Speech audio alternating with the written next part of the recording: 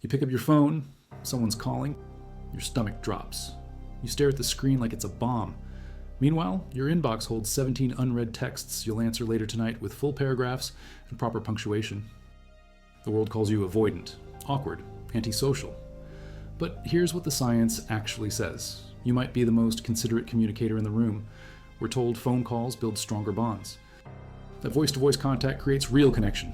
That texting is shallow, lazy, the death of meaningful conversation. University of Texas researcher Amit Kumar ran experiments in 2020 with 200 participants at the McCombs School of Business. People predicted phone calls would feel awkward. They chose email instead. Then Kumar made them call anyway. The result? Participants reported significantly stronger bonds through voice than through typing. The study, published in the Journal of Experimental Psychology, showed people felt more connected when they heard each other's voices. Except Kumar missed something massive. He measured connection. He never measured consideration. Here's what consideration looks like. A hospital study from West Suffolk NHS Trust in 2021 tracked healthcare workers using asynchronous communication platforms versus synchronous phone calls. The asynchronous group, the texters, the message senders tie, the people who don't demand instant responses, completed tasks 58.8% faster. They saved 20.1 minutes per interaction. 70% reported improved interprofessional communication. The kicker, 87.5% of patients preferred it, not because it was faster, because someone had actually thought about what they were saying before they said it. Consider the cognitive load. When you're on a phone call, your brain processes in real time. Extroverts love this. Their neural pathway for stimuli runs straight, stimulus in, response out, dopamine hit. Science Alert reported in 2017 that extroverts show thicker prefrontal cortices, making them less impulsive. But introverts, the stimulus takes a journey, through long-term memory, through the planning center, through internal monologue. Marty Olson. Laney documented this in The Introvert Advantage. Information for introverts doesn't move in a line, it moves through a labyrinth. And that labyrinth produces something phone calls can't: depth. A 2022 study at Ball State University analyzed text messages from 224 students. Researchers used the linguistic inquiry and word count program. Text messages were linguistically simpler than phone conversations. More personal, more effective, but here's the detail that matters. Introverts used more concrete and focused language. They employed longer words. A 2006 study by Matthias Mell found extroverts wrote longer emails, yes. But Gill and Oberlander's 2002 research at the Cognitive Science Society conference showed something else. Introverts were more precise. They communicated larger amounts of information in fewer words. They weren't talking for the sake of talking. They were saying something. If you value documented communication research and behavioral psychology like this, subscribe. It's the best way to support our work.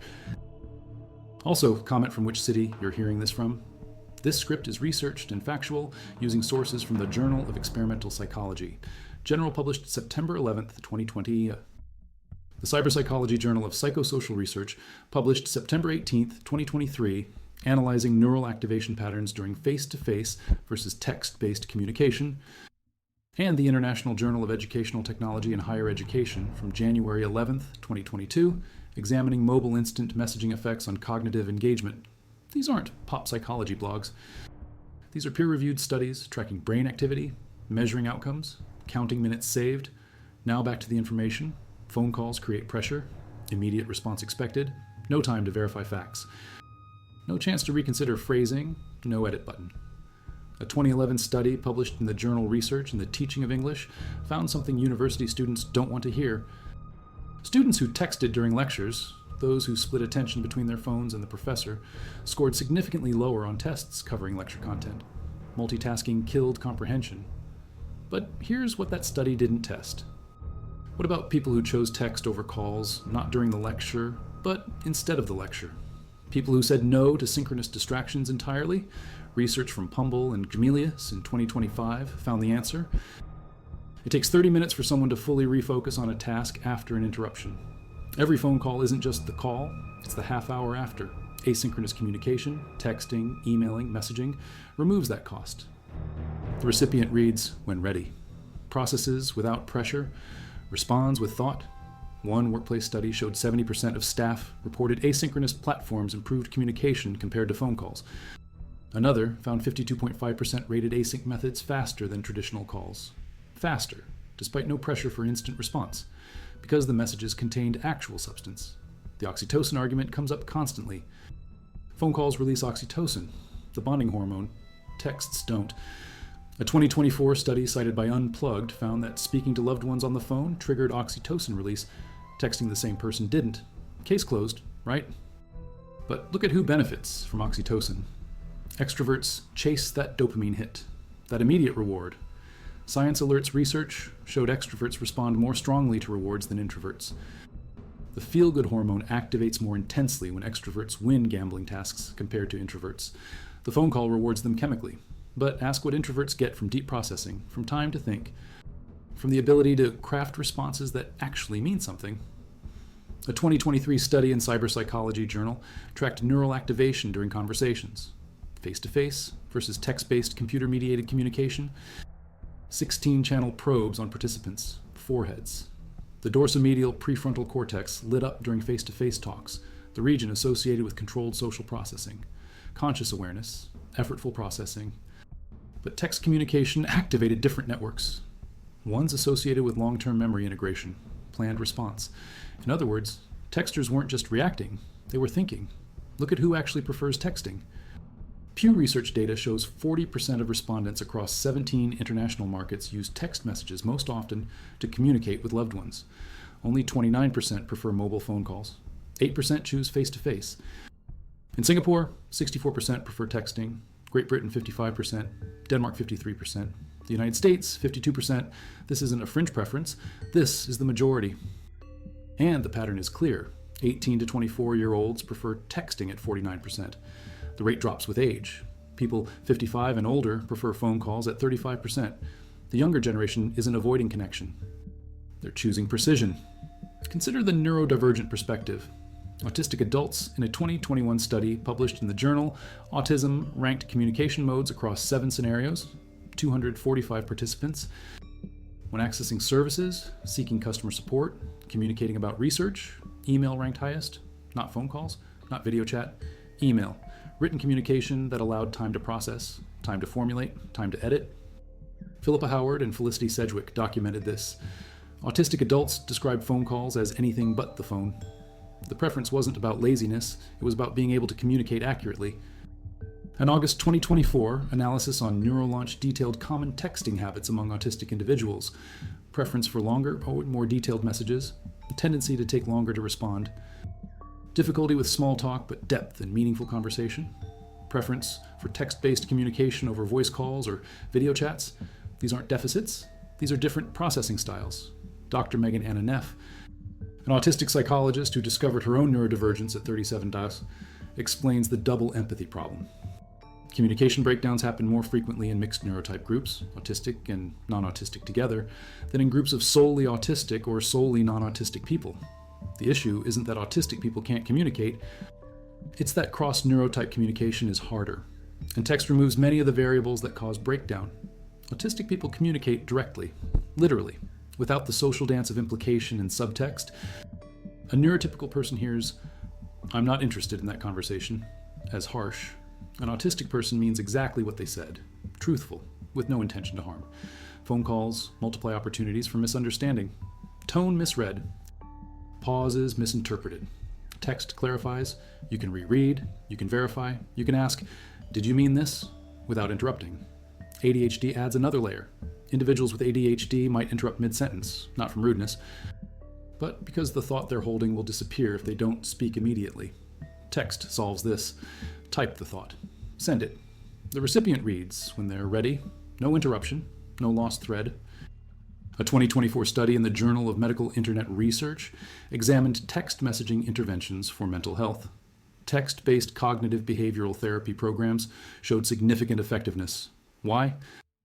Because participants could engage when their executive function was highest, when they had capacity to process, not when a scheduled call demanded attention they couldn't give.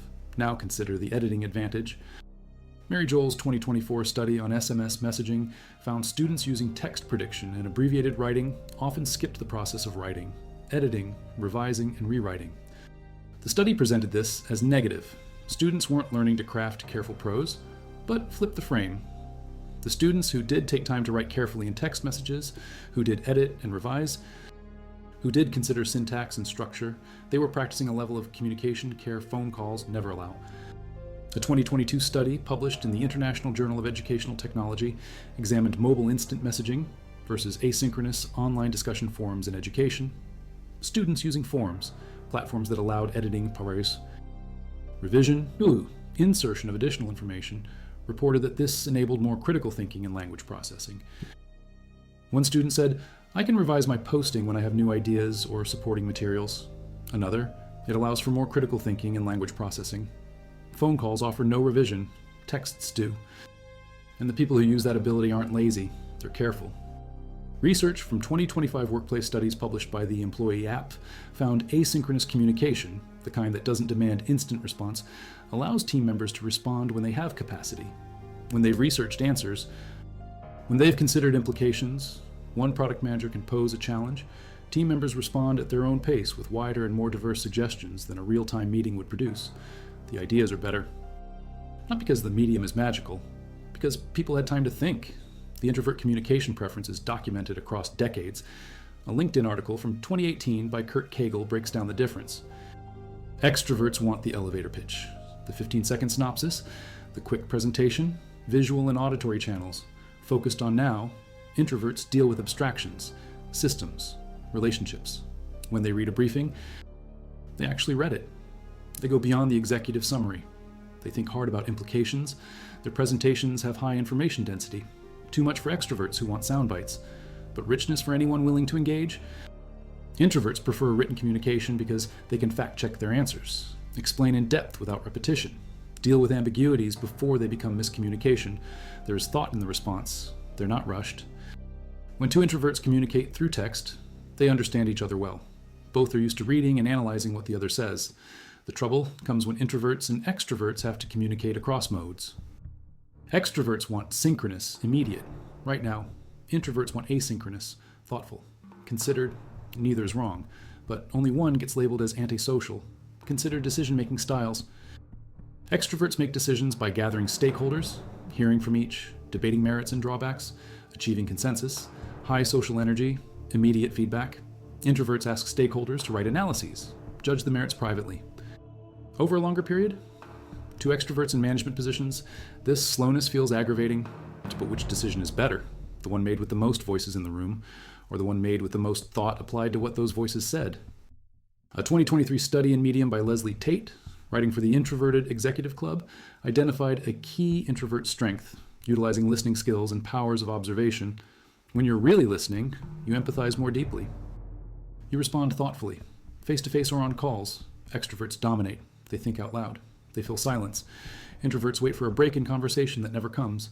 But in text, everyone gets equal floor. Send your message. It sits there. It will be read. The introvert's careful consideration gets the same visibility as the extrovert's rapid-fire response. And often, that consideration reveals things the rapid response missed. Empathy research shows introverts have highly developed empathy. They focus on the speaker, understand perspective deeply, make people feel heard and valued. But this empathy requires processing time. Phone calls force immediate response. Text allows you to sit with what someone said, to really consider it, to respond from a place of understanding rather than reaction. A 2021 article from Introvert Dear documented this. Introverts play confidant in tight social groups. They embrace emotional, vulnerable conversations others avoid, but those conversations require depth, and depth requires time. Text provides it, calls don't. If you value documented communication science and neuroscience like this, subscribe. It's the best way to support our work. Also comment from which city you're hearing this from. This script is researched and factual. Using peer-reviewed sources from the journal Autism, published June 2nd, 2021, examining communication mode preferences in 245 autistic adults. Frontiers in Psychology from 2020, analyzing neurotype matching effects on interpersonal rapport. And BMJ Open Quality from January 13th, 2021, tracking asynchronous versus synchronous communication outcomes in healthcare with measurable time savings and satisfaction metrics. These studies aren't anecdotal. They're controlled. They're quantified. They counted minutes. They measured brain activation. They tracked outcomes. Now back to the information. Text creates documentation. Every message is a record. You can search it, reference it, verify what was said. Phone calls evaporate. Unless recorded, and who records every call, the conversation exists only in memory, and memory is fallible. Workplace studies from Slight and Gemelius in 2025 highlight this advantage. Asynchronous communication naturally provides a written record of information. You never lose track of details. You always have access to what's being worked on. You have written information for drafts and outlines. Phone calls require note-taking, and note-taking while participating in conversation splits attention. Text allows full attention to reading, full attention to responding. The overstimulation factor matters. Introverts are more sensitive to external stimuli. Psychology. Today, research from 2023 confirms this. After socializing or being in noisy environments, introverts feel drained. They need time alone to recharge. Phone calls are stimuli: voice, tone, pace, background noise, expectation of immediate response. All of it inputs, all of it draining. Text reduces stimulation. Read when you want. Respond when you're ready. Control the interaction. For neurodivergent individuals, this isn't preference, it's necessity. Sensory overload is real. Text-based communication removes sensory variables. No need to process tone, pitch, volume, background sounds. Just words, clear. Unambiguous. A 2024 article in The Vessel identified common phrases introverts use.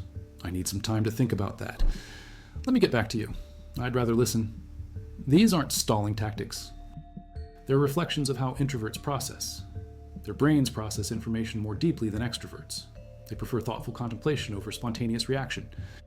When an introvert says, "I've been thinking," prepare for a well-thought-out idea, an insight worth the wait. But phone calls don't allow waiting. They demand now. Text respects the thinking process. Send a message. Think about the response. Reply with substance.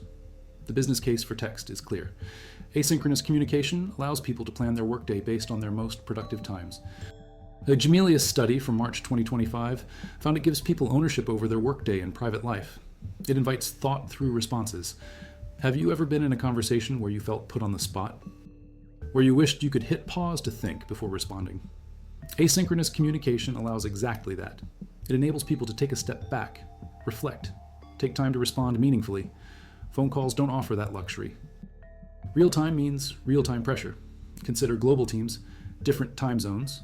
Synchronous communication requires overlapping hours. Scheduling conflicts reduce sleep. Asynchronous communication bridges time zone gaps. Team members collaborate effectively without overlapping work hours. Companies tap into global talent pools without compromising communication quality. A Velocity Global report found asynchronous communication supports scale. Growing organizations can hire the best candidates regardless of location. The competitive edge isn't just talent, it's allowing that talent to communicate in ways that actually work. Research from Presentium in July 2025 emphasized that asynchronous communication fosters honesty in discussions. Unlike quick replies that lead to misunderstandings, taking time to reflect on thoughts leads to clearer, more thoughtful messages. This isn't about being slow, it's about being accurate, about saying what you mean, about meaning what you say. Phone calls reward speed, text rewards precision, and precision prevents the kind of miscommunication that destroys relationships, ruins projects, costs money. The healthcare data is striking. West Suffolk NHS Trust's study showed asynchronous platforms reduced task completion time by 58.8%, but more than speed, staff cited escalation of care and instant collaboration as dominant factors for use. 30% of staff indicated response times below 5 minutes. 40% indicated response times up to 15 minutes.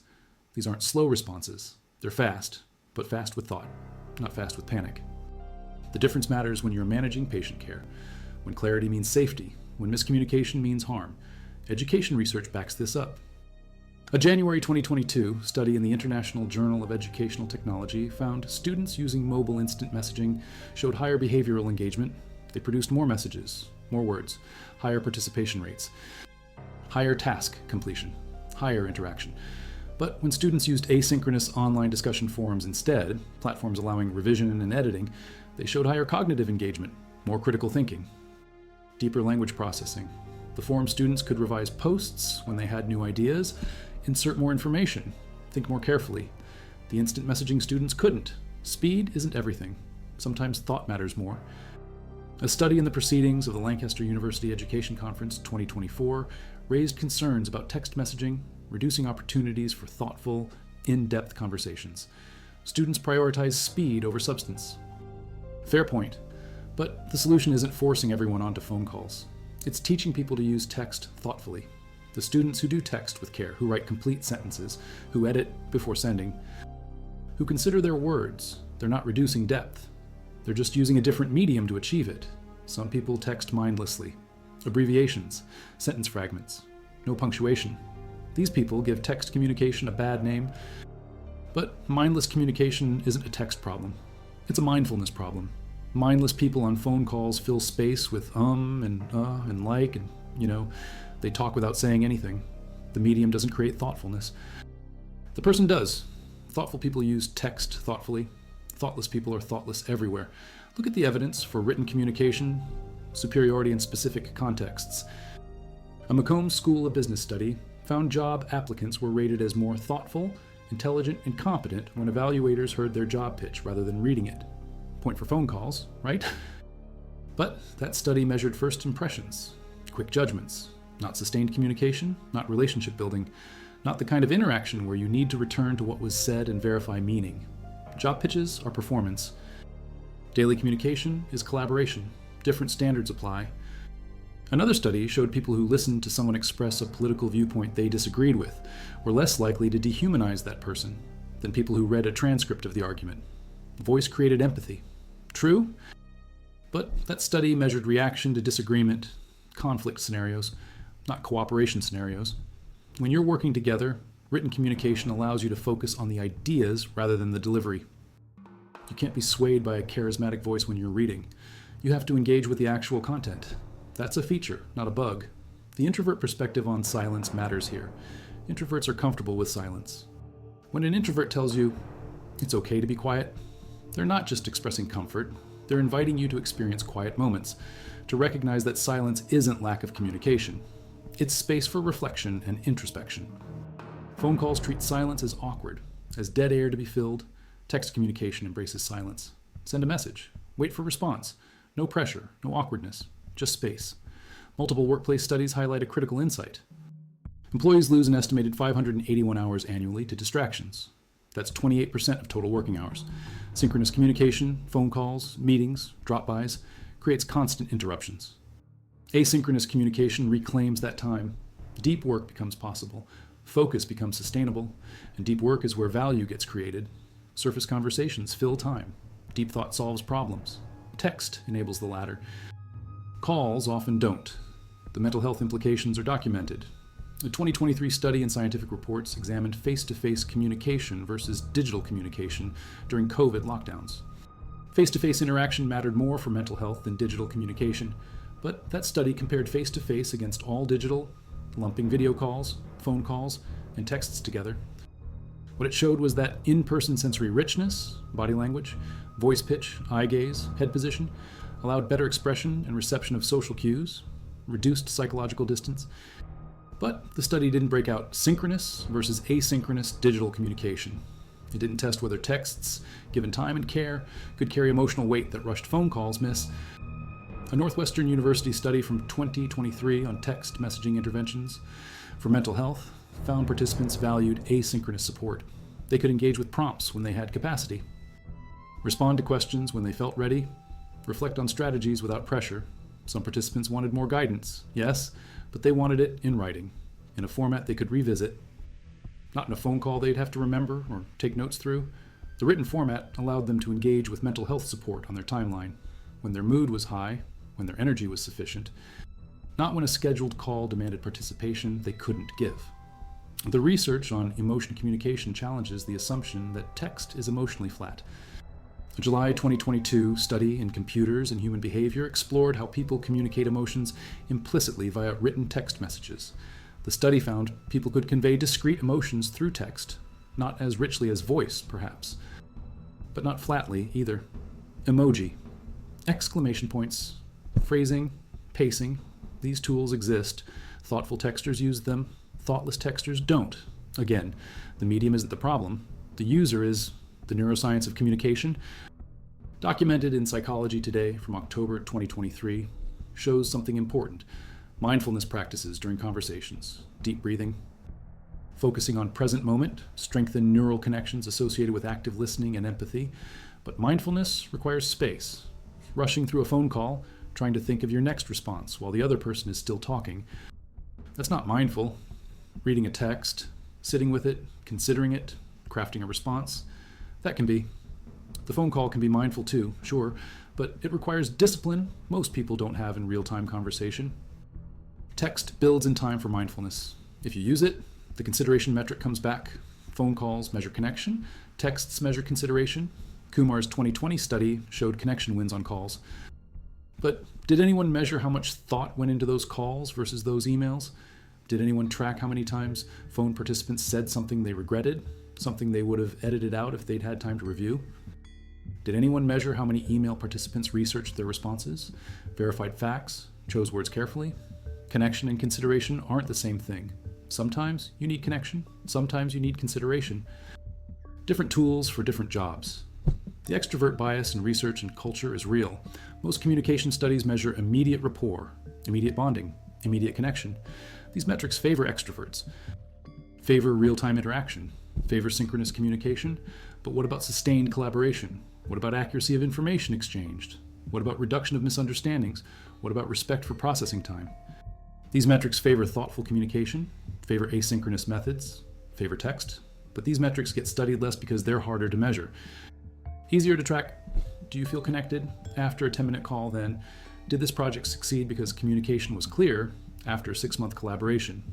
The Quiet Revolution, a movement championing introverts, documented in various 2017 sources, explains why introverts prefer written communication at work. They work alone better. They're less likely to speak up at meetings if there isn't a break in conversation. They prefer written communication. They prefer to lead self-starters versus people they have to micromanage. This isn't antisocial. This is recognizing that not everyone processes best in real-time group settings, that some people do their best work in writing, that some leadership styles prioritize thought over charisma, and thought often comes through text. A massive bias exists in meeting culture. Extroverts dominate. They think out loud. They make sense of new information by talking through it. Introverts make their best contributions when they have had time to process data and choose words carefully. Meetings favor extroverts. Text favors introverts. If your organization only values meeting culture, you're only hearing from half your people. The half who think fast and speak first, not the half who think deep and speak last. Text gives the deep thinkers a platform, a chance to contribute without fighting for airtime, a chance to share insights that real-time conversation would have steamrolled. The accessibility argument is crucial. Autistic adults, ADHD adults, anxious adults, introverted adults, people with auditory processing disorders, people with sensory sensitivities, people for whom real-time verbal communication is genuinely harder. These people aren't broken. They're not avoiding connection. They're choosing a communication mode that actually works for their neurology. Forcing them onto phone calls isn't helping them connect. It's forcing them to mask, to pretend, to use energy on the communication method that could go into the communication content. Text removes that barrier, lets them communicate as themselves. A 2024 article from Reframing Autism makes this clear. For some autistic people, silent interactions are preferred. Parallel play, imitation, gaming. For others, they have strong desire to form connections, to the degree that socializing is a passionate interest, but they might prefer text. Written communication, modes that let them process without the overload of real-time verbal exchange. This challenges stereotypes. Autistic people aren't antisocial, they're differently social, and text is often their preferred social mode. Ignoring that preference isn't inclusive, it's discriminatory. The workplace accommodations conversation needs to include communication mode. If someone has a visual impairment, you provide screen readers, audio descriptions. If someone has mobility limitations, you provide ramps, adjustable desks. If someone processes communication better asynchronously through text, you provide text-based workflows, written updates instead of meetings, Slack channels instead of phone trees. This isn't special treatment. This is basic accessibility, recognizing that one size doesn't fit all, that phone calls aren't universally optimal, that text-based communication is legitimate, valuable, and for some people, necessary. The correlation with age deserves examination. Younger people prefer text, older people prefer calls. This is framed as young people being addicted to phones, antisocial, unable to have real conversations. But flip it. Older people grew up with phone calls as the primary distance communication method. They're comfortable with it, practiced. Younger people grew up with multiple options. They chose what works best for them. That's not addiction. That's optimization. They're not avoiding intimacy. They're pursuing it through different channels. And research shows they're forming meaningful relationships through text. They're just not doing it the way their parents did. That doesn't make it wrong. The Singapore data from YouGov is telling. 64% prefer text messaging to communicate with loved ones, the highest rate across 17 markets surveyed. Singapore is also known for high functioning, efficient systems, educated population, tech-forward culture. They're not choosing text because they're antisocial. They're choosing it because it works, because it fits into busy lives, because it allows thoughtful communication without scheduling conflicts, because text respects that your time and my time might not align, but our communication still can. Denmark at 53% text preference. Great Britain at 55%. The United States at 52%. These aren't outliers. These are developed nations with educated populations choosing text as their primary communication mode with family and friends. The people they love most. The relationships that matter most. They're not texting because they don't care. They're texting because they do care. Because they want to say the right thing. Because they want to communicate clearly. Because they want their words to be considered, not just spoken into the void of a phone call that will be forgotten by tomorrow. The myth that text is impersonal needs to die. Personal is about content, not medium. A phone call where someone half listens while doing dishes, responding with and yeah, without real engagement, that's impersonal. A text message where someone takes 5 minutes to craft a response, sharing a memory or asking a thoughtful question, responding to specific things you said, that's personal. The medium is neutral. The person determines whether communication is personal. Thoughtful texters are more personal than thoughtless callers, every time. The ability to reread is powerful. How many times have you finished a phone call and wondered, wait, what did they say about Thursday? You can't go back. You can't check. You might misremember, might confuse details. Text removes that uncertainty. Scroll up, reread, verify. This matters in relationships, in work, in any context where accuracy matters, which is most contexts. Phone calls rely on memory. Text provides receipts, not for ammunition, for clarity, for making sure everyone is on the same page, for preventing the but I thought you said arguments that derail collaboration.